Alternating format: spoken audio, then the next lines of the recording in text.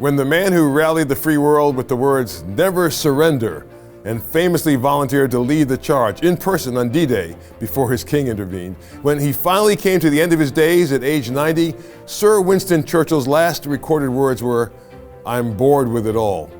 Were these the words of a Christian statesman? Was he just an older man tired of earth and ready to meet his maker?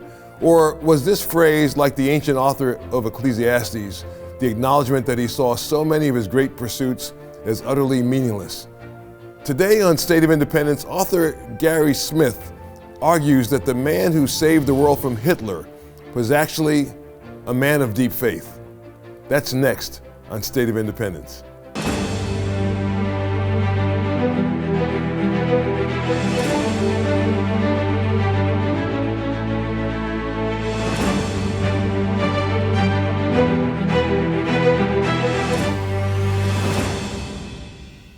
Between 1874 and 1965, Sir Winston Churchill penned 43 book-length literary works in some 72 volumes. And by some estimates, there are well over 1,500 books written about Churchill, who was easily one of the 20th century's most indispensable men and most consequential figures of all time. But few biographers of Churchill have made the claim my guest, Gary Smith, is about to make, that Sir Winston Churchill drew strength from a deep, if not hidden, reservoir of religious faith, that the force and clarity of the convictions formed the Allied war machine's moral design came from faith in God. In a minute, I'll ask Dr. Smith if Churchill found faith useful, or was he actually a believer? Did he see the language of God in the Bible as necessary tools against atheistic communism and Nazism? Or did he personally find comfort in a world created and ordered by a divine, omnipotent force? We'll find out what Gary believes about the faith of Sir Winston Churchill. But first, watch this.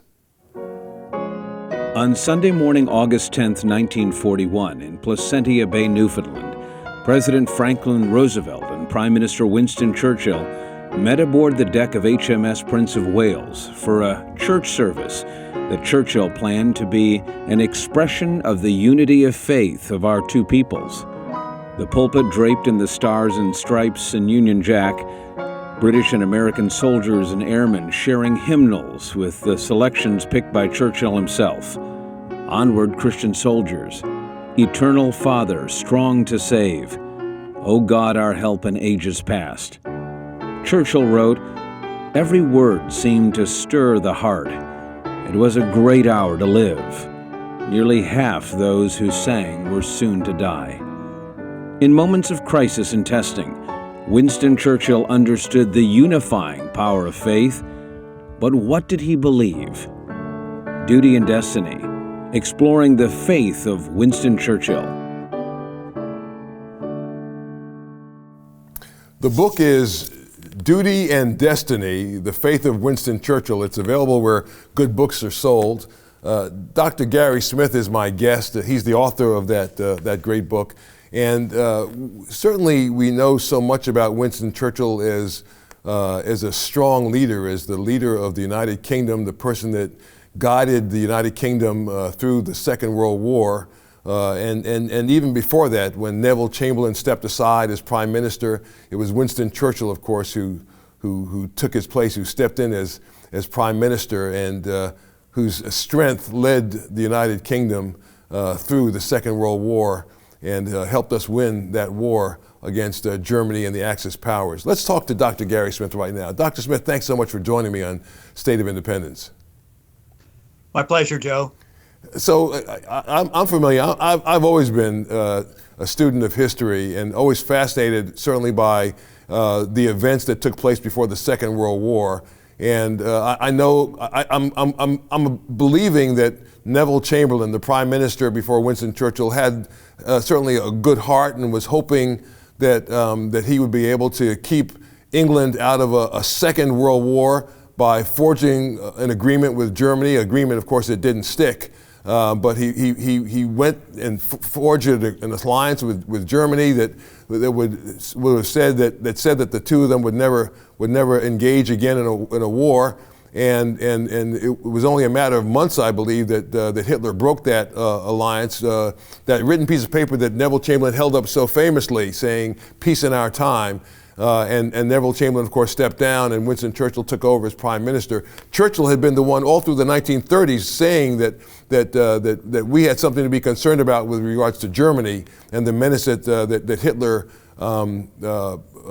was to the free world. And so his strong leadership and strong, unwavering leadership was just what the world needed, certainly just what England needed, but also what the world needed at that point in time.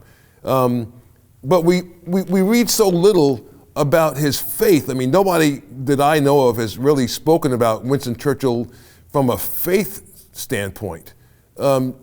You've done a lot of writing about American presidents, but this is a foreign prime minister, the prime minister of the United Kingdom.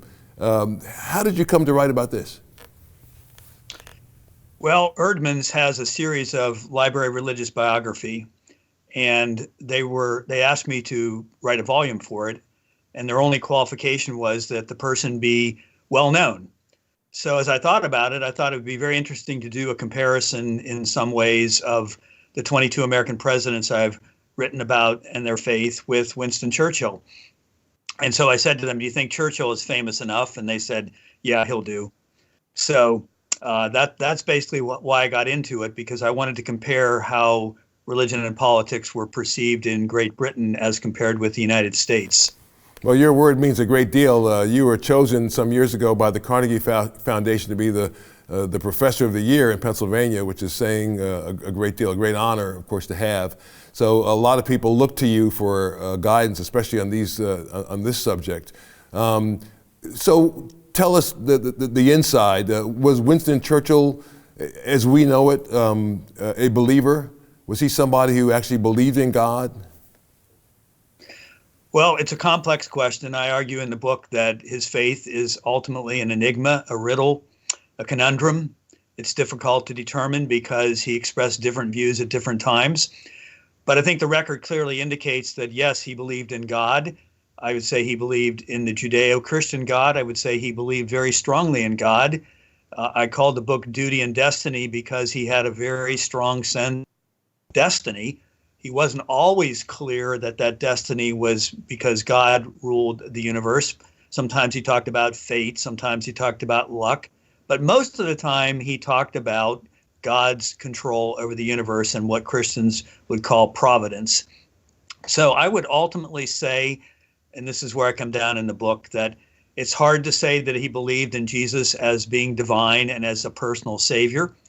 I categorize him as a Unitarian, that one who believed that God the Father created the universe, is involved with his children on earth, cares about morality, gave us the Bible to guide us, cares about how we live, how we behave. But it's hard to say definitively that Churchill believed that Jesus was God's divine son. But how did he see himself fitting into all of this? I mean, after all, he was a person of great consequence in the 20th century, and it was involved in several wars. How did he see himself? Did he see himself as somebody who was put there by God for that time? Absolutely. He had a very strong sense of destiny. It began at age 16 when he had this vision that he was going to someday save London from an invasion and preserve the British people. And that carried on throughout his life. And if you look at what happened to him in terms of his personal health and life experiences, you can see why he had such a strong sense of destiny. He had a difficult birth. He almost didn't survive birth. He had pneumonia as a child. He had numerous accidents that he experienced. One time he fell 30 feet from a bridge and sustained a concussion and a coma that lasted 3 days, affected his walk the rest of his life. He was an early pioneer in flying and flew about 140 times in the first 15 years of aviation. He flew in dangerous places during World War II. He was a soldier, and he was almost killed on a number of occasions in Africa, Cuba, in what's contemporary Pakistan. So there were lots of times he could have died. And he famously said when he took over for Neville Chamberlain in 1940 that I felt like I was walking with destiny, that everything that happened in my life had prepared me for this particular hour. And then he gets kicked out. I mean, he sees Britain through the Second World War. He's the figure saying to never give up and to, to persevere. And the Allies win the Second World War in 1945, and then he's kicked out of office by the British people. And how did he see that? I mean, did he see that again? Did he think he was done? Did he see that as God's punishment, or how did he see that? Well, that was a shocking result of July 1945 election when Clement Attlee defeated him for the prime minister role. And Churchill was shocked, and a lot of pundits were shocked. Churchill immediately was very depressed and felt like it was a repudiation of him personally. Not too long thereafter, when he saw the way the world was going in the development of the Cold War and all the post-war problems, Britain being in rationing and its empire in decline, he expressed some comfort that he wasn't prime minister right then. But he does return from 1951 to 1955 as prime minister for a second term. But he used that time basically to write his memoirs about the war and also to talk about the danger of the Soviet Union, the famous Iron Curtain speech at Fulton, Missouri in 1946. Yeah, he coined that term, right? He coined the term Iron Curtain. Yeah. Yes, he did. Yeah. Well, it's just interesting to see. I mean, how would Churchill have characterized himself? I mean, if were he alive today and we were having this discussion in his presence, and were we to turn to Sir Winston Churchill ourselves and say, "Sir, how do you see yourself? How do you classify yourself? Clearly it doesn't seem that you're an atheist." I mean, he knew church world. He was an avid churchgoer as such. He knew hymns. He knew liturgy. But what do you think he would have said? Yes, it's interesting that a lot of his biographers have portrayed him as an agnostic or even an atheist or a deist, one who believed that God created the world and then left it to run on its own. An awful lot of his biographers have said that religion wasn't at all important to him. And I think that's definitively wrong. He uses a lot of religious rhetoric in his famous speeches in World War II and during the Cold War as well. And why does he do that? Well, part of it is because it's what the British public expects. But on the other hand, I think it's because it expressed something that was deep within him. It resonated with his own personal belief system. So if you read his letters, if you read his numerous works, you come to the conclusion, I think, that faith was something that was meaningful to him.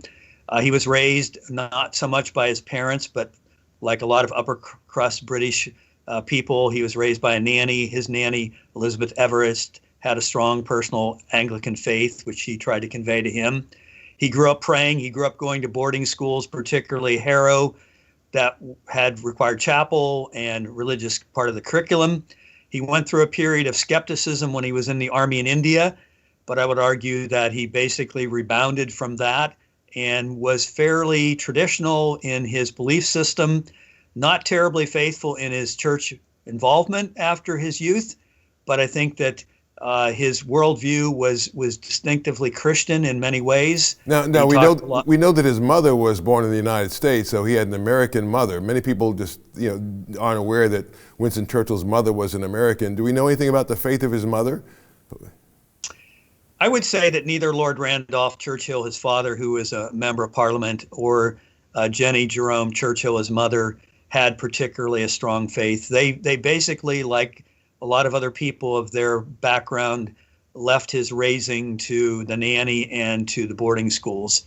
So that's not where his faith came from. It came much more from Elizabeth Everest and his experiences in Harrow and other schools. But it also came in the School of Hard Knocks.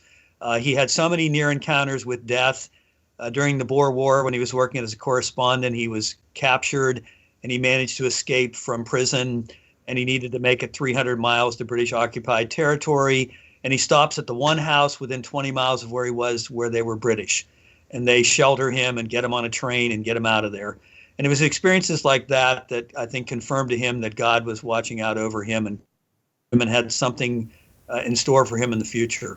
Now, he and Franklin Roosevelt had a special relationship, and you, of course, you're an expert on American presidents. Tell me a little bit about their relationship and what about their relationship might have been the reason why they connected the way they did. Well, you showed the clip about the service they had off the coast of Newfoundland in August of 1941.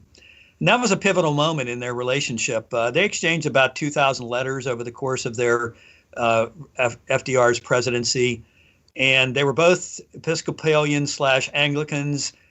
Roosevelt was certainly more devout than Churchill, but they believed both that God was watching over their respective nations, and they both said that Nazism was an anti-God philosophy that was going to try to destroy Christianity.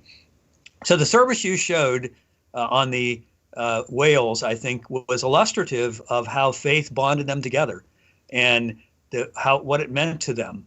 They also went to a Christmas service together in December of 1941. They also went to a National Day of Prayer at Christ Church in Alexandria, George Washington's church, shortly thereafter, in response to a National Day of Prayer that Roosevelt had called. So you can look at their letters, you can look at their relationship, and you can see them making references to Scripture, to God's involvement in watching over their respective nations and the Allied forces during the war. So I think their faith was one of the bonds that kept them closely working together. Yeah, well, it was such a difficult time. I think often to myself that perhaps the experience that President Roosevelt had of contracting polio and not being able to walk, losing his ability to walk, really helped to shape him and to build something in him that was stronger than might have been visible to the human eye, and that was something that shaped him and prepared him for the moment to be the leader of our country during a time of war, of great peril.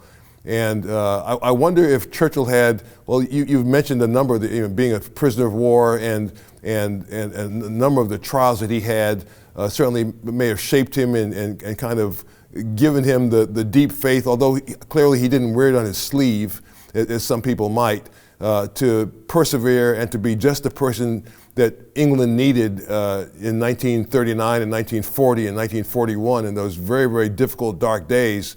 There was a bombing on London. I mean, a lot of people lost their lives, and Churchill didn't go into hiding. He stuck it out and encouraged people the whole time. Just marvelous, marvelous stuff. But I'm wondering, are there any surprises in your book about Winston Churchill? Well, I guess it depends on how you count a surprise. Surprise to a scholar, surprise to an average reader. I think certainly people will, who are not familiar with Churchill, will learn a lot about his religious background and his religious commitments. I think that my book is the fullest account thus far of his faith, because I describe what he believed about God, about Jesus, about prayer, about morality, about the Bible, his church attendance, human nature, and a whole variety of other religious topics, as well as how and why he used so much religious rhetoric in his speeches, not just during the World War II, but during the Cold War as well. What was his greatest speech? What do you think his greatest speech was? Most people think the finest hour is his greatest speech, and that certainly probably is, I think, his most telling speech in terms of inspiring the British people. We have to remember how bad it was for Britain after France fell and before the United States enters World War II. I mean, they are standing virtually alone. Yeah. And for a long time, they believe that Germany is going to invade them. And of course, that doesn't happen because of the air war and the Royal Air Force's ability to fight off the Luftwaffe. But nevertheless, there's a long period of time. And of course, as you mentioned, the Blitz is going on. They're being bombed many, many days and nights. So it is a very perilous time. There's a strong element in England who want to sue for peace with the Nazis, and the Nazis are pressuring to do that. And they would like Churchill to be out of office so somebody more amenable to that would come in. But they don't. That doesn't happen. And Churchill stands strong and resolute. And he was the right person for the right hour. And we owe him a lot, because without him, who knows what would have happened in World War II? Not something good from a Allied perspective, certainly. Absolutely, Dr. Gary Smith. We are just so pleased to have you on. The book, again, is Duty and Destiny, The Faith of Winston Churchill, and you ought to read it. It's a great read. Thank you so much, Dr. Smith. Thank you, Joe. My pleasure. We'll be right back. Share what you've learned on today's program by first connecting with Joe directly on Facebook, Instagram, and Twitter. Get started at joewatkins.net. Well, it was such a delight to talk to Dr. Gary Smith. Now we get a chance to talk to our great producer, Jeff Coleman. So these shows that we've been doing, kind of examining the faith of a leader, this is an area that is generally not explored, but it's probably the most important aspect of it. We don't have a religious test for presidents or anyone to hold a position of trust, but the public certainly wants to know, how do you arrive at your decisions? How do you make decisions? History is important because we need to know what happened in the past, because we don't want to repeat what happened in the past. Right. So we need to know. And so that's why I've always loved the study of history. I was a history major in college. But also, you're right, we don't have any kind of a litmus test for our leaders. When we elect somebody president of the United States, we generally, in the questioning process, don't ask them much about their personal faith. It's almost as if it doesn't matter. Yet and still, what we see in history time and again is that the personal faith of a national leader can mean a great deal in a time of conflict. You know, Abraham Lincoln's capacity to draw on his faith and to quote the scriptures and to be led by the better angels of his nature, and to call other Americans to do the same. Or to see things as good and evil. Yeah. You know, right and wrong. I do think we've had a debate in the country about whether or not it really matters, or if someone can just say the words and do the things that you want them to do. And I think that at a moment of crisis, when a president has to make a decision, or a leader has to make a decision, that inner well that you're drawing from is going to be revealed, and your character will rise or fall, and you will make a decision for the good or bad of the country based on where your ideas come from. Yeah, well, Winston Churchill was clearly the right man for that time period in world history and in the history of England. He had good taste in hymns. Yes. Yeah. I mean, think about that. I think I went to double check as our team was preparing for the show, that reference in the opening setup piece to, he wrote so beautifully, but he made, in his volumes that on World War II, that he selected those hymns. So, Eternal Father, Strong to Save, or Onward Christian Soldiers. We don't sing Onward Christian Soldiers a whole lot anymore because it sounds militant, in churches. But back then it was part of the language of faith to say, no, we are at war. There is evil, there is good. So let's make this very clear.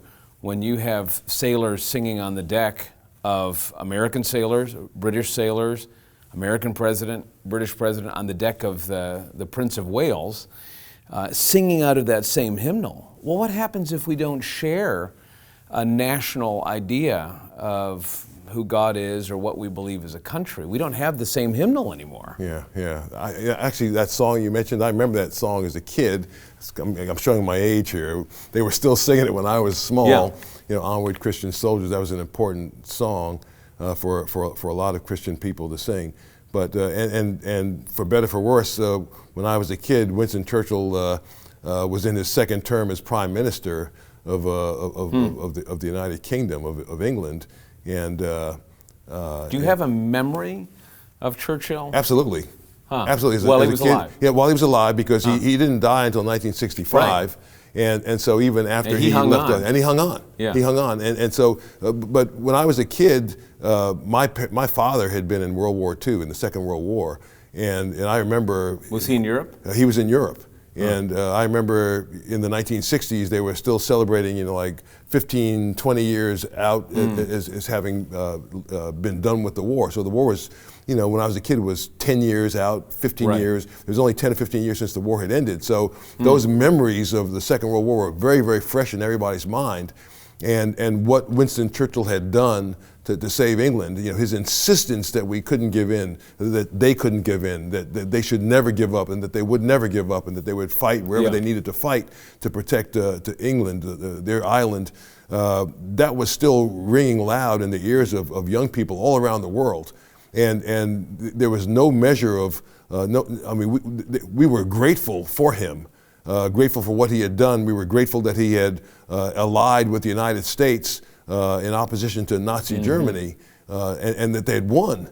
Because if they hadn't won in 1945, what would our world have looked like? When I was a little kid, our world would have been completely different if Adolf Hitler had won and had control of the world. The Cold War would have been completely different, too. I think, Joe, the relevant question for us is, in periods of national crisis, whether it's a pandemic, whether it is even just national division, what is the language and what is the culture that draws people back together?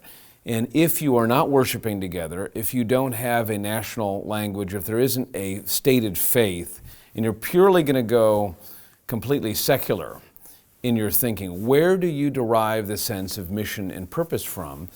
If World War II were to happen today, and the Prime Minister or FDR says, bow your heads, here's a national day of prayer, get out your hymnals, sing this song, exactly what are we going to refer to if you don't have that reservoir of faith, which as Dr. Smith says, gives you your sense of duty. Right. What is your responsibility? Right. Duty is not a word we like culturally anymore. That's right, exactly right. Do your job, do your duty. Well, a different world. I mean, think of how less diverse the world was, 60, 70 years ago. A lot less diverse. You had the Church of England, which still exists and which is still the primary church in England. It brings the country together. It does. When a figure dies, when there's a crisis, a wedding. Right.